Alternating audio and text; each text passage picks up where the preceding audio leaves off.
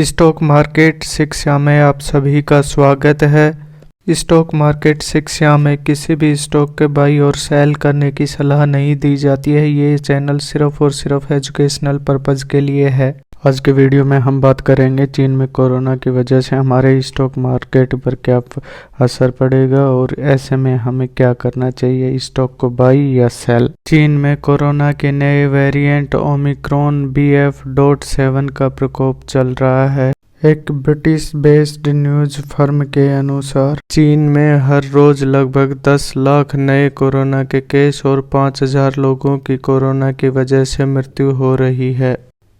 एक रिपोर्ट के अनुसार आने वाले 90 दिनों में चीन की लगभग 60% जनसंख्या को कोरोना हो सकता है और उसके साथ ही लगभग कम से कम 10 लाख लोगों की मृत्यु हो सकती है। चीन में बनी वैक्सीन उतनी इफेक्टिव न होने की वजह से चीन की यही स्थिति है। चीन के अस्पतालों में कोरोना के मरीजों की संख्या दिन प्रतिदिन बढ़ती जा रही है, जिसके कारण वहां के अस्पतालों में बेडों की संख्या में भारी कमी पड़ रही है। चीन में कोरोना की ऐसी भयावह स्थिति को देखकर पूरी दुनिया के लोग घबरा रहे हैं। पूरी दुनिया की ऐसी स्थिति देखते हुए भारत सरकार भी सतर्क हो गई है और भीड़ भाड़ वाली जगहों पर मास्क पहनने की सलाह दी है। लेकिन भारत में अच्छी बात यह है कि यहाँ की 90% से भी ज़्यादा जनसंख्या को डबल डोज वैक्सीनेशन हो चुका है और भारत की वैक्सीन काफ़ी इफेक्टिव भी हैं। साथ ही अगर किसी को और भी ज़्यादा सेफ्टी चाहिए तो वह बूस्टर डोज भी लगवा सकता है। अगर चीन की 60% जनसंख्या को कोरोना हो जाएगा तो ये भारत और दुनिया के लिए काफ़ी सिरदर्द का कारण बन सकता है, क्योंकि चीन पूरी दुनिया का एक सबसे बड़ा मैन्युफैक्चरिंग हब है और भारत भी पूरी दुनिया में सबसे ज़्यादा व्यापार चीन से ही करता है। अब हम जानेंगे कि स्टॉक मार्केट पर इसका क्या असर पड़ेगा। किसी भी देश की प्रेजेंट अर्थव्यवस्था की स्थिति को वहां का स्टॉक मार्केट प्रदर्शित करता है। स्टॉक मार्केट के उतार चढ़ाव देश की अर्थव्यवस्था में हो रहे विकास की गति के उतार चढ़ाव को दिखाते हैं। यहाँ पर भारत एक विकासशील देश है और दुनिया की 5वीं सबसे बड़ी अर्थव्यवस्था है। ऐसी स्थिति में शॉर्ट टर्म में मार्केट गिरेगा ही। स्टॉक मार्केट में डर का माहौल है तो स्टॉक मार्केट नीचे की ओर गिरता है, और अगर स्टॉक मार्केट में खुशी का माहौल है तो स्टॉक मार्केट ऊपर की ओर उठता है। लेकिन ये सभी गिरावट एक लॉन्ग टर्म इन्वेस्टर के लिए अपॉर्चुनिटी के रूप में आती हैं।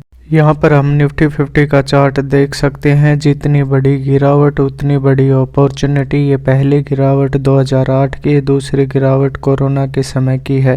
लेकिन इन सभी गिरावटों के बावजूद क्या स्टॉक मार्केट खत्म हो गया है? नहीं ना, आज भी स्टॉक मार्केट अपने ऑल टाइम हाई के आसपास ट्रेड कर रहा है।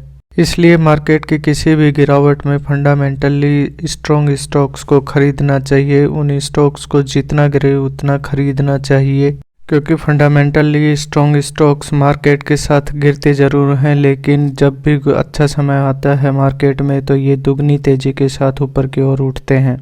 किसी भी स्टॉक को खरीदने से पहले उस स्टॉक का मार्केट कैप ज़रूर देख लें, क्योंकि मार्केट कैप जब कंपनी का कम होगा तो वो कंपनी उतनी ही छोटी होगी। जब कंपनी जितनी छोटी होगी उसमें रिस्क भी उतना ही ज़्यादा होगा। एक स्मॉल कैप या माइक्रो कैप कंपनी आसानी से 80 से 90% तक गिर सकती है, लेकिन लार्ज कैप और मिड कैप कंपनियां कम गिरती हैं स्मॉल कैप और माइक्रो कैप कंपनियों के कंपैरिजन में।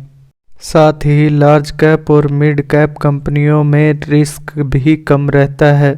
इसलिए जब भी मार्केट में गिरावट हो तो फंडामेंटली स्ट्रॉन्ग स्टॉक्स को खरीदना चाहिए। साथ ही उनका मार्केट कैप हाई होना चाहिए, रिस्क बिल्कुल लो होना चाहिए।